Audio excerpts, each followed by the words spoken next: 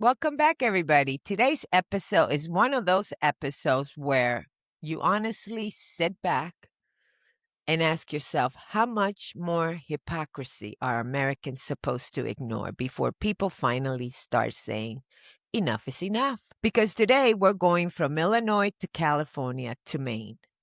And every single stop along the way somehow tells the exact same story: failed leadership, double standards, and political gaslighting. And before the media has a meltdown, let me make something clear. These are my opinions. I'm a Republican, not ashamed of it. I'm a brown immigrant. And unlike many people in the media today, I am still capable of asking questions without pretending questioning something is somehow dangerous. So let's start with Illinois. Businesses leaving and the bears looking for an exit. Let's share a screen here. So let's start here.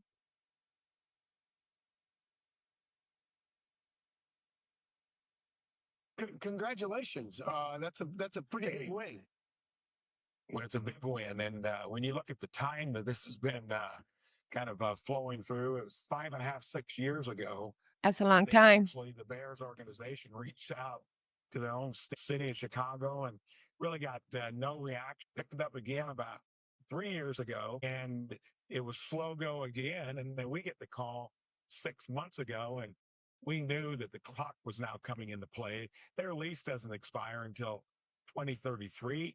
But when you're building a big world-class stadium with all the mixed use investment around it, you've got to plan ahead. And we moved at the speed of business. And we heard earlier about the difference between a state that runs like ours. We got the lowest unemployment rate in the Midwest, the economy growing twice as fast as Illinois. Anything. And it's been easy for them to see what it's like.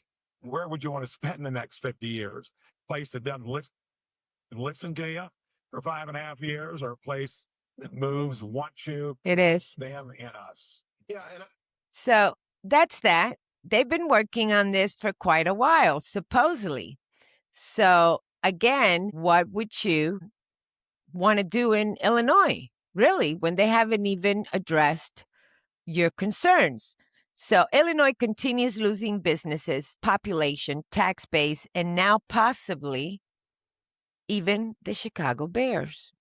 And yet, somehow politicians continue acting like nothing is wrong. According to a widely cited relocation data, Illinois has lost 2,616 businesses to other states since 1994. But what's even more alarming is the acceleration in the recent years. So, since Governor Pritzker took office in January of 2019, Illinois is estimated to have lost somewhere between 900 to 1,200 businesses to other states. 2022 alone saw around 260 businesses leaving. 2023 saw another 218 leaving. And these are not just tiny unknown companies quietly disappearing. We're talking about major names people recognize immediately. We have Boeing, Caterpillar, Citadel, Tyson Food, TTX Company, and I can't pronounce the last one, but you get my drift. And now even the Chicago Bears are advancing discussions connected to the stadium project in Indiana. The city of Chicago losing the Bears, possibly leaving Illinois. I know that is not to 2033, but again, they could be bluffing. They could be saying the truth. Now, the only thing maybe they won't leave is if we vote differently. But that should set off alarms everywhere. Now, to be fair, supporters of Governor Pritzker point out Chicago was recently ranked the #1 metro area for corporate investments in relocating for the 12th straight year. You can't make this up. But here's the problem. If things are supposedly booming, why do so many companies continue to leave? Why are people leaving? Why are businesses leaving? Why are taxpayers leaving? At some point, regular Americans stop listening to the political slogan and start looking at reality. People follow opportunity. And I've said this 100 times. Wealthy people vote with their feet, and they also take the jobs. Businesses follow lower taxes. Families follow affordability. And companies don't relocate billion-dollar operations because they're bored. No, no, no, no. Illinois has been one of the clearest example in America of a state trying to tax and regulate its way into prosperity while watching people quietly pack U-Hauls. You can't make this up. In Springfield, bills are passed in the middle of the night where most of us are asleep. Millions passed just the other day, not for tax relief, instead for social services, which includes, you guessed it, illegal immigrants. And politicians still act shocked every time another company leaves. But if Illinois is struggling with businesses leaving, they're not alone. California may be struggling with something even more important: public trust. And this next conversation always makes people uncomfortable. Why? Well, because asking questions today is treated like a crime. Let's talk about California. California only requires ID when you register to vote, not every time you vote. That's simply reality. Mail-in ballots rely heavily on signatures verification and voter rolls. And that's where many Americans begin asking questions because critics argue voter rolls in some areas have not been properly updated in years. So naturally, people wonder how many dead people are still sitting on the voter rolls. It's not like they open it for us to check it out. No, no, no, no. Now, before people start screaming and hyperventilating online, calm down. Asking questions about election security should not automatically make someone an extremist. I am not. Americans ask questions about banks, taxes, school, immigration, healthcare, but somehow elections are treated as the topic where citizens are told, don't ask questions, just trust us. That's not healthy. Now, in another layer to this, California also allows illegal immigrants to obtain driver's license. And while state's officials say those licenses cannot legally be used for federal voting purpose, critics still argue it increases concerns about verification standards and system integrity. And honestly, this is where the Democrats lose people because instead of calmly addressing concerns and improving confidence, many politicians immediately attack anyone asking questions. Everything becomes conspiracy theory, election denier, threat to democracy. Meanwhile, Americans are watching ballots counted for days, if not weeks, and sometimes even months after Election Day because California accepts ballots postmarked by Election Day, even if they arrive later. And this is supposed to be the tech capital of our nation. Again, maybe there are explanations for all this, but whatever. Fine, if you say so. But public confidence matters, transparency matters, trust matters. And when millions of Americans no longer trust the system, yelling at them usually makes things worse, not better. Because we all know that most conspiracy theories have turned out to be true. Just saying. And now California may have a 2026 ballot measure that could require government issue identification for in-person voting. An identification number connected to the mail ballots. Interesting, huh? Let's see something. Let's check something out. So let's see. Let's share my screen and let's go to this one. Let's see what's going on here. Yes, don't get all messed up because it's Fox. Again, I love the way he breaks it down. Their star's been creeping up a little bit. He's within about 300,000. This is the governor's. They might even get Hilton out of there. Sad. So there's not quite a third of the votes still out there in the governor's race there. Honestly, I can't tell you when we're going to. Nobody can. I don't know if it's going to be a couple of days or a week or beyond that, but that's where we stand. Hilton stays in second place as of now. If he keeps that spot, then he advances to the general election coming. We know This is the he might mayor's not. race in Los Angeles. Karen Bass advanced early last week. Yeah, 83% of the votes counted already. So you can do the math. How much of a percentage is still out? A progressive who used to work and support Karen Bass has now moved into slot number 2. Pratt trails Rahman now by about 3,000 votes as it stands right now this Monday morning. It's 6 o'clock in the morning in California. We expect to get more votes later today, but hold on now. We'll wait till those come in. Matt Finn live in City Fitness. So there you have it. Once again, the votes come anywhere between in the middle of the night or don't come at all. One of those. And again, that's the way it is in California. You can't make this shit up. You really can't. So anyways, what are we supposed to think? What are we supposed to think? I really don't have anything good to say about California because I know for a fact that they gave, I don't know how many licenses to illegal immigrants. And when you go get your driver's license, they constantly ask you, do you want to register to vote? Do you want to register to vote? I know because I've done it. So anyways, apparently even California recognizes concerns exist because if everything was already perfect and flawless, why change anything? Isn't this the tech capital of the nation? So they just triple down, double down, and yeah, we'll look at it, but it's not an urgency because they don't care. Now, let's head to Maine because this next story might be one of the clearest examples of modern political hypocrisy. And you'll see. And honestly, you seriously cannot make this shit up. So anyways, for years, remember, let's go back.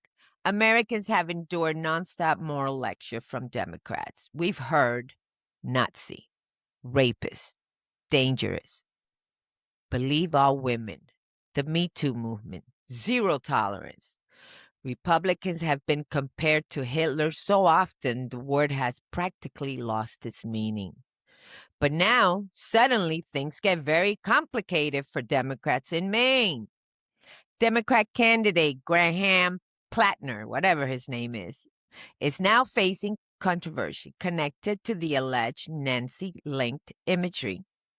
Tattoo surfaced online and accusations from women regarding abusive behavior. And suddenly, the same people who demanded instant cancellation for conservatives are now discussing forgiveness, second chances. Amazing how that works. I still remember when they went after Pete Hegseth for he was being attacked over the tattoo that he had on his chest and tried framing that as extremist. You remember that? Because I do. Now suddenly we're told, well, people evolve, people mature. We should hear the content. Now you want to hear the content? Interesting timing. And what happened to the Me Too movement? Because for years, Democrats wanted America to believe Trump assaulted a woman decades ago in a dressing room. Yet now, when allegations emerge involving one of their own candidates, many Democrats suddenly become very quiet. No. We have to hear the content. Now you want to hear the content. Why is that? Well, because apparently standards only apply one direction. That's what frustrates America. No politics, no disagreement, not even ideology. It's just double standards, flat out. If Republicans are accused, immediate outrage, national headlines, wall-to-wall coverage, demand for resignation. But if Democrats face controversy, let's wait. Let's understand the content. Let's not rush to judgment. Americans notice this. I notice this. And yes, as a brown immigrant myself, the imagery involved here looks disturbing to me. The accusations sound ugly, and the hypocrisy surrounding that reaction is impossible to ignore. You cannot spend years lecturing Americans about morality and then suddenly change the rules when it's politically inconvenient. That's why people are losing trust in institutions, media, politics altogether because the rules never seem to apply equally. So let's look at this guy because even his look gives me the creeps. Just say. I really do. So let's see. There we go. Let's see his guy. We all have skeletons. Yeah, we all do, but with the Democrats, they hide them.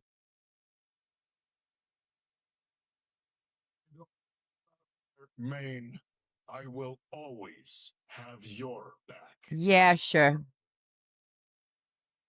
Flatter campaign also raised more than $200,000 in the 24 hours since the New York Times. These people are crazy. Remember, the devil doesn't ask to come in, the devil just comes in.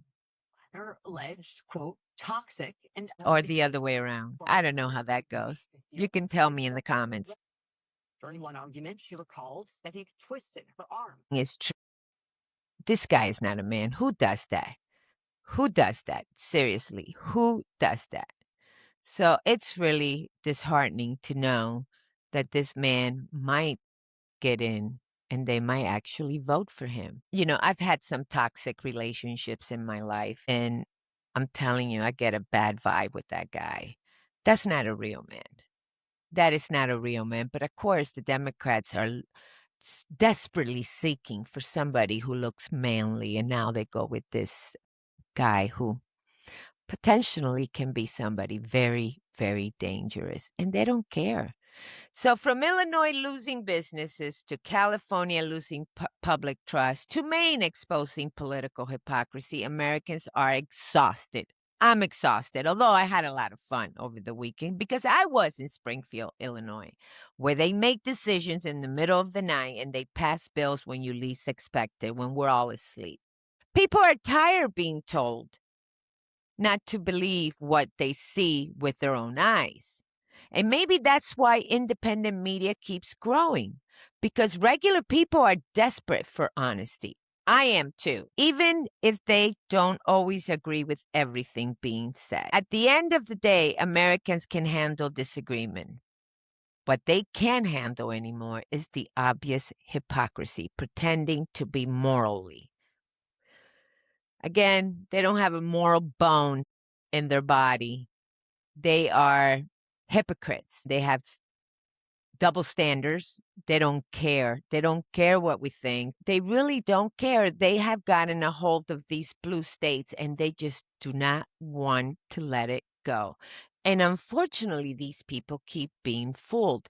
As a woman myself, I cannot see how any woman would agree with this man. He's got all the characteristics. That is not a man's man, Democrats. I know that you guys are too feminine, but this is not a man's man. To me, that guy needs a real ass whooping. That's what he needs from a real man. He talked bad about our military. He's got a Nazi tattoo, and that's a real Nazi one, not the one that Pete Hegseth had. So again, when is enough enough? I was in Springfield, Illinois, and we trailer our motorcycle up there, and we spent some time with some of our friends, what I call XRP community. And I said I will have a show about that. And soon enough, it's summer and I'm just go, go, go, go, go. But in the meantime, I cannot say enough to get this book, The Ripple Effect. Let me see if I put it here. The Ripple Effect. It's really good, and I'm reading it so I could do a show on it. But again, it is summer, and I am go, go, go, go. We're actually leaving again this Thursday on our motorcycles to go around Lake Michigan. So I'm really looking forward to that because we've done it a few times, but we've done it in the fall, and it's always so darn cold. So I'm hoping this time, and I know it's not summer yet, but that is warmer, and we could get to enjoy that. So I don't know if I will do a show next week, but for all my new subscribers and my newcomers here, you can catch up. Again, go back to episode 1 and watch my journey to America. I think the first 4 episodes are my journey to America. And I hope you like it, and I hope obviously you subscribe. But I like to take at least 1 week off, because then after that, my son's coming to see a Cubs game from Arizona, and then it's 4th of July. So I will put one out. I'm just going to give you guys some time to catch up. And if something big happens, I'll find a way, because I get it. I will find a way. In the meantime, you can see all my rants and all my videos, my shorts in my social medias. Again, same name, Barbie Unfiltered 67 in TikTok, Instagram, Facebook, all of them, X even. But again, I'm trying to have a little fun. Remember, we live in Illinois.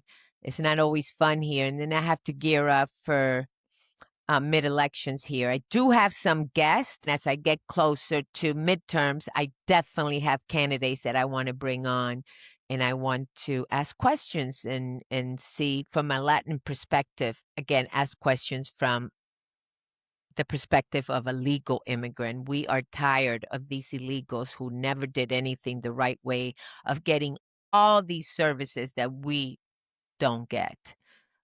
I don't even care about me getting it. But when you look at the fraud that is happening in every state, especially with Medicaid, public aid, but the latest one with special needs children, where's the outrage? Where is the outrage?